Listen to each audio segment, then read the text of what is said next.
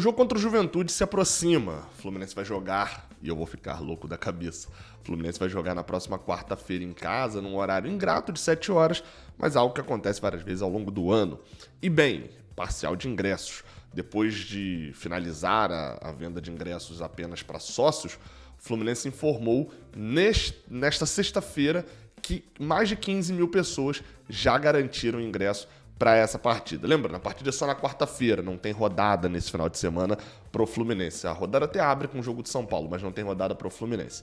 E, assim, vamos trabalhar na sinceridade, né? Vai ser difícil trazer o público de volta sem jogos muito grandes. Os próximos jogos com o mando do Fluminense não são jogos arrebatadores ali de público, né? O Fluminense vai jogar contra o Juventude e depois vai jogar 2 vezes seguidas fora de casa contra Atléticos, né? Joga contra o Mineiro lá no Mineirão e joga contra o Goianiense lá provavelmente no Antônio Ascioli.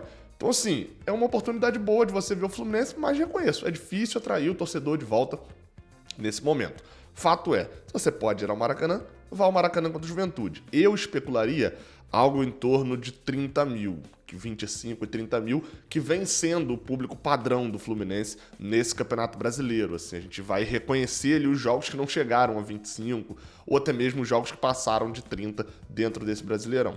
É uma média boa? Pro Maracanã, não. Pro Brasileirão, é. Assim, parece meio dúbio, mas pro Brasileirão, uma média de 30 mil colocaria a gente ali em quinto, sexto de média de público do campeonato. Agora, para o Maracanã fica aquele mar de mosaico da Ucrânia em alguns outros setores. Enfim, uma pena, mas repetindo, se você puder ir ao jogo, vá. Se você não puder, vá também, se vira. Eu sou Gabriel Amaral, esse daqui é o vídeo do Giro de Notícias.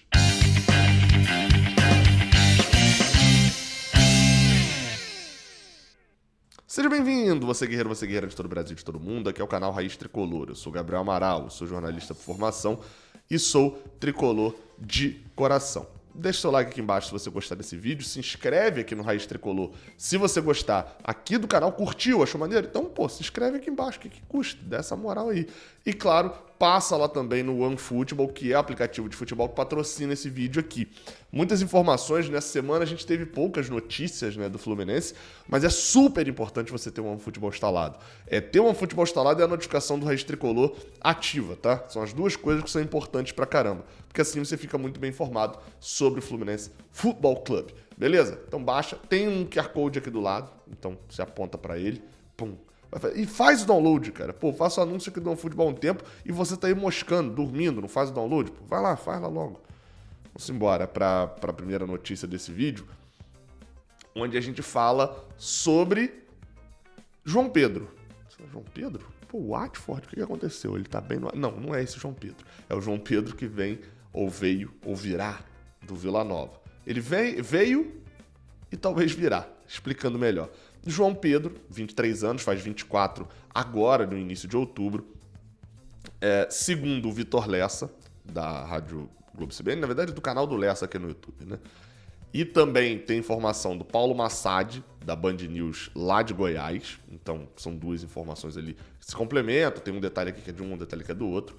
Enfim, o João Pedro, numa notícia do GE, a gente já sabia que ele seria incorporado ao time profissional pelo Fernando Diniz. Lembrando, João Pedro com essa idade, veio emprestado do Vila Nova até o final do ano para jogar o Sub-23, depois de ter agradado jogando o Sub-23 contra o Fluminense. Foi inscrito, é um dos inscritos fora da idade, né? Ele já tá no ano dele de 24 anos, então ele não poderia jogar, mas pode inscrever 3 jogadores acima.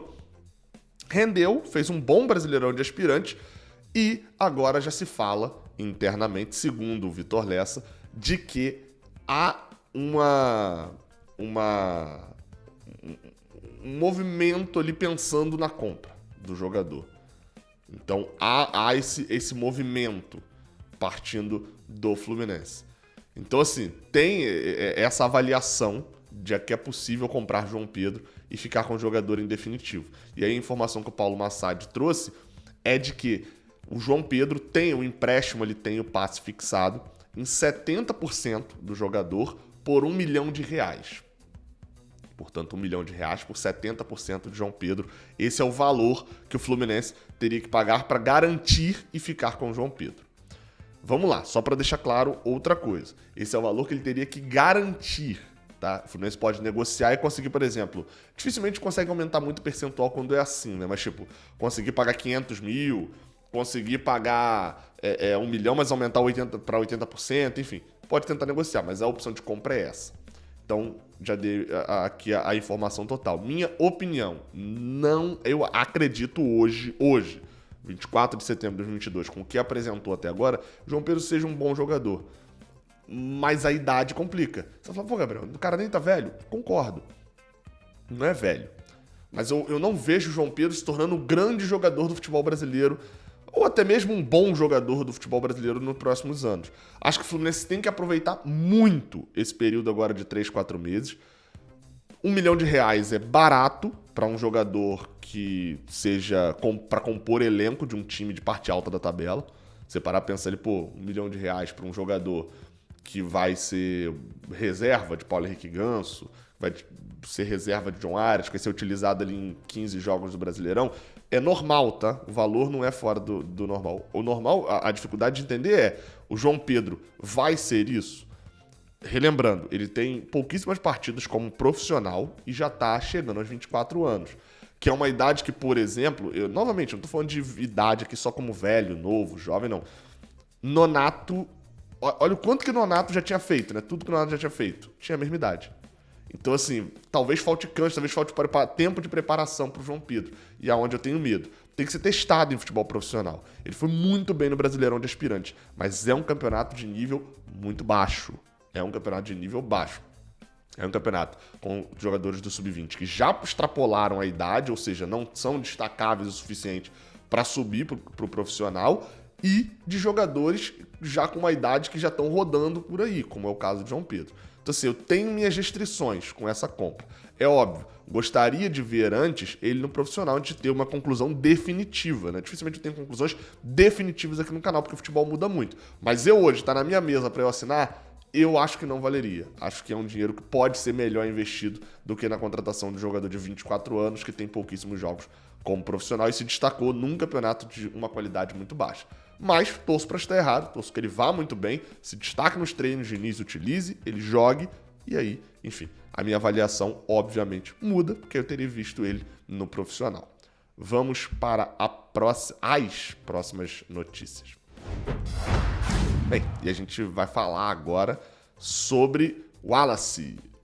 E ele está de volta, exatamente. Informou Marcelo Neves, do jornal O Globo, de que o Wallace, que estava emprestado ao CRB, regressou ao Fluminense por um pedido do Clube das Laranjeiras. E aí vamos lá, tá? Eu sei porque nesse momento você está falando, Gabriel, mas você não deu a informação de que o Fluminense não tinha pedido? Sim, e se você assistiu o vídeo e vê lá tudo que está escrito, o Fluminense não tinha pedido até aquele momento. E pediu depois daquilo. Confirmação na época, inclusive, com o pessoal do CRB dizendo que não tinha nada. Enfim, o Fluminense fez o pedido. E aí, vamos lá, só para requentar um pouquinho a sua memória. O Fluminense pediu o Wallace de volta, o Wallace está emprestado lá ao CRB.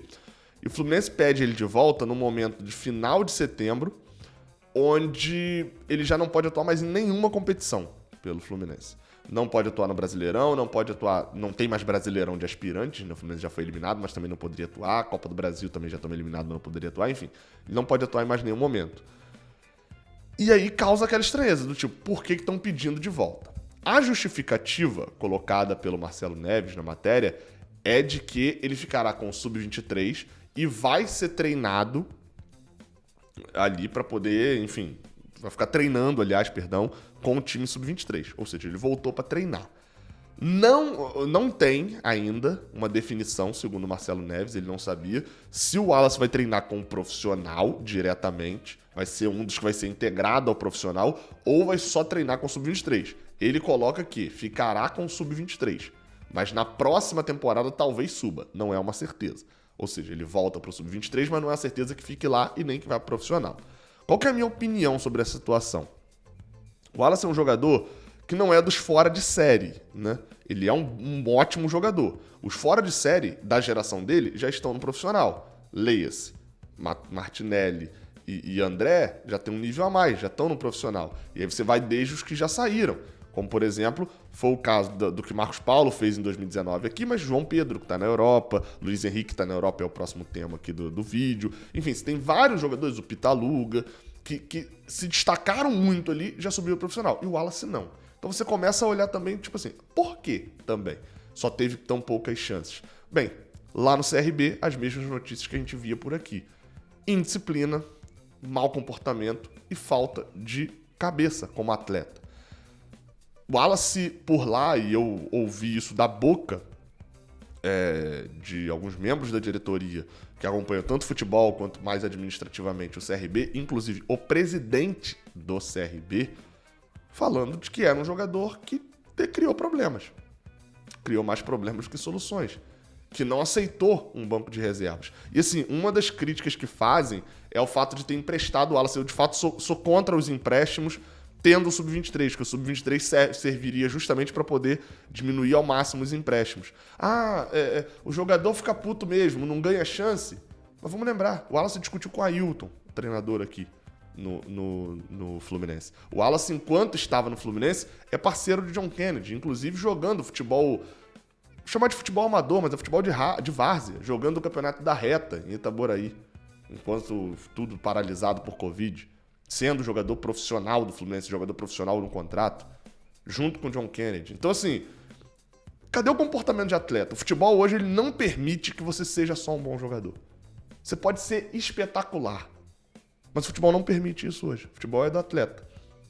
Tem uma frase muito comum na Fórmula 1, que é bem assim, não adianta você ter o carro mais rápido se um dos critérios para você ganhar é você completar a corrida.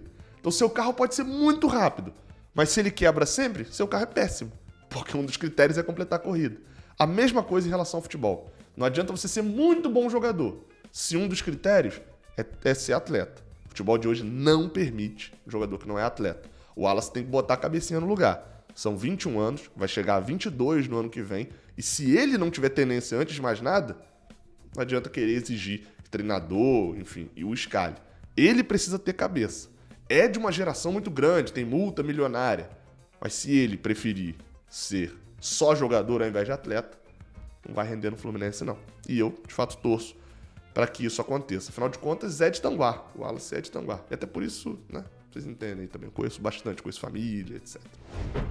Enfim, vamos para a última notícia, que é sobre Luiz Henrique, el brasileño, que já tá aparecendo aqui atrás, né, a matéria, né? Vocês já estão de olho aqui já. Luiz Henrique, el outro Luiz Henrique, né? El brasileño que sacude la liga. É obviamente que eu não vou ler essa matéria em espanhol, mas é muito interessante da gente ver uma matéria, tá até pequena aí na verdade, né? Uma matéria falando sobre Luiz Henrique no jornal Mundo Deportivo.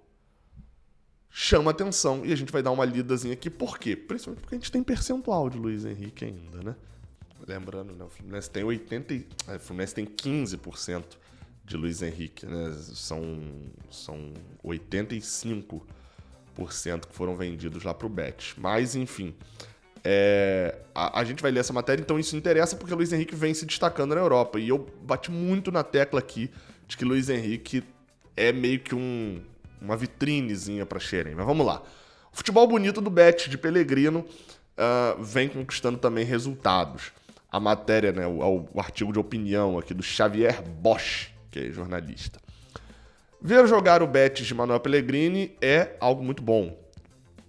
Esta temporada, inclusive, a equipe deu mais um passo adiante. Agora, seu futebol é bonito. Olha o dinizismo.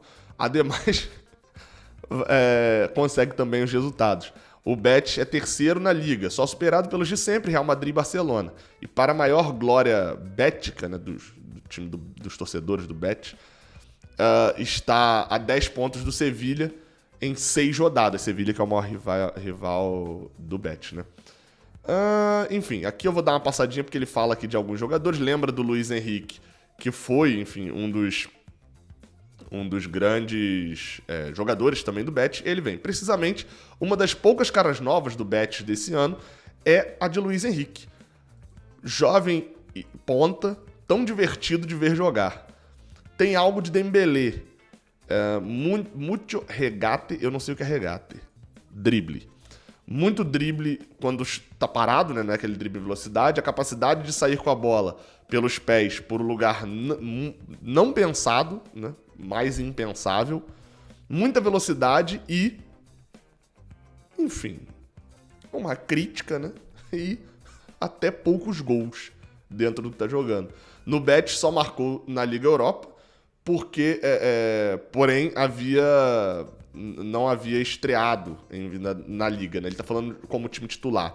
Pra quem não sabe, o Luiz Henrique tem um gol em 6 jogos pelo Betis, mas esse gol foi... não havia estreado gols, né? Não havia feito gols ainda pela Liga. Esse gol foi contra o Ludogorets, do Nonato, inclusive o Nonato tava no banco nesse jogo, e foi um dos gols do Betis no jogo, foi 3-2 a partida. Luiz Henrique deixou dele, abriu o placar pro Betis no jogo. Até agora ele tem uma assistência, né, na Liga Espanhola, mas ele só tem 4 jogos como titular. 2 na Liga Europa e 2 na Liga da Espanha. E outros 2 jogos entrando no segundo tempo. Enfim, então, a gente sempre falou isso, né? Luiz Henrique não é um cara de muitos gols, né? Ele sai do Fluminense, por exemplo, com quase o mesmo número de gols que o Matheus Martins está agora, né? Onde eu tava aqui. Tá. Não tardará a fazer mais gols, né? A fazer o gol na Liga Espanhola. Pela sua forma de merodear... de rodear a área e testar o chute seco, este atacante de 21 anos aportará arte ao ataque bético e um espetáculo a uma liga onde faltam esse tipo de jogadores desequilibrantes. Quanto tempo até compararem Luiz Henrique com o Ronaldinho Gaúcho, né?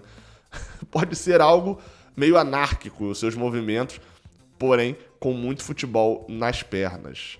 Por agora está na fase de adaptação. Ele é o primeiro em contar que o Fluminense temia tempo... Calma aí, deixa eu entender melhor essa frase. Tá, agora entendi. Ele é o primeiro a falar que no Fluminense ele tinha tempo de resolver as jogadas, tempo de descansar entre as jogadas. E que na Europa o futebol se corre muito, se corre em todo canto, uma diferença significativa. Então, Luiz Henrique dando uma justificativa. Enfim, eu tenho o meu ponto sobre o Luiz Henrique, falo isso sempre. É um jogador pra mim fora de série, ele é o fora de série. E mais, assim, eu acho que ele é a grande vitrine do Fluminense. Principalmente para outros jogadores de base, que é o retrato antagônico a Marcos Paulo, que se precipitou, não quis renovar, saiu igual doido, vai colher os frutos sendo banco do Famalicão Sub-23, Vilhenense, rodando por Portugal sem muito rumo. Quer sair, jogar pelo Fluminense, render aqui e depois ser vendido? Show. Vai para um time, pode não ser o melhor time da Europa, mas vai para um time que vai dar condições de se destacar. Leia-se o que o Luiz Henrique vem fazendo. João Pedro é um caso meio à parte, né? Você tem algum caso ali como Kaique, mas enfim, são jogadores que o Fluminense vendeu, não saíram no final do contrato sem renovar. Luiz Henrique pode ser esse cara. Vem jogando bem, gosto muito da figura Luiz Henrique e torço por ele também. Até a próxima, valeu.